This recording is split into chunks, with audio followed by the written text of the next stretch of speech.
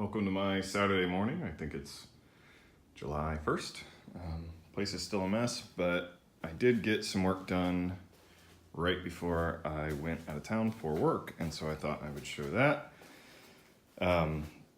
Like I talked about, the plumbing inspector gave me the okay on everything, so I filled everything back in with sand, had a termite treatment, covered it in Visqueen, added pins into the old concrete for the new concrete. Had an inspection. The guy was here for a grand total of about 4 seconds. Said fill it in, and then I went and mixed a bunch of bags of concrete and filled that in. I think that's about 9 bags there.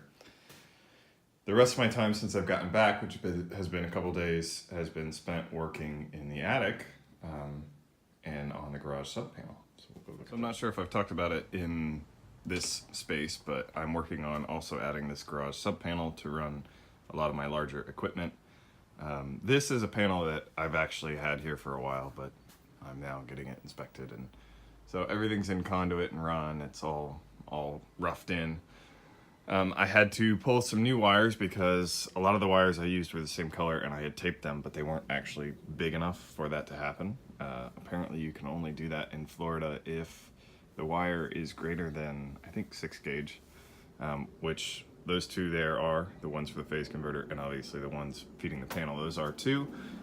So I've had to run a lot of new wiring in here, and then the other thing the inspector did not like was that I used the old conduit on the outside panel into that panel. He said, no, you gotta run all new conduit for your main line.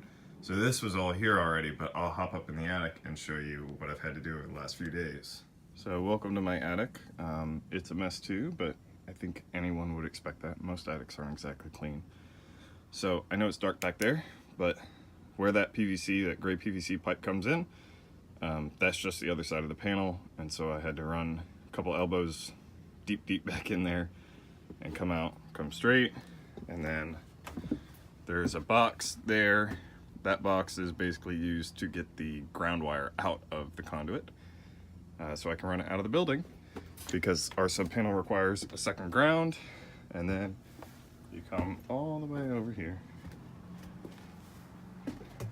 and you can see where it goes outside the building.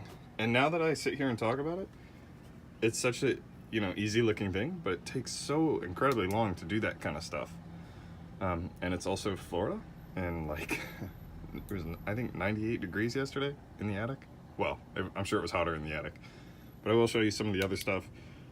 This is just roughed in electrical for all the can lights in the closet. There's some electrical going through here for my, I guess, outlets, yeah. And then I've added a bunch of this bracing. It's overkill, I know, but I wanted something to support the wall, and anything that makes up here a little more rigid is good by me. I've also got quite a bit of plumbing. That's the white PEX pipe and all that up here, which has already been looked at and is good to go too. I've got bracing in this field here because the old hallway wall used to come to about where I'm standing, and it was not load bearing, but I figured if I'm going to take out some of the wall in the middle of the house, even though there's one literally right there, why don't I add some bracing, because it doesn't take very long and it really stiffens everything up. So that's what I've done. I did that a while ago though. Oh, and this is the top of our fan, or our vent, and our light in the shower. So I just have to basically figure out how to get that hose there to that cable vent there. Shouldn't be too bad.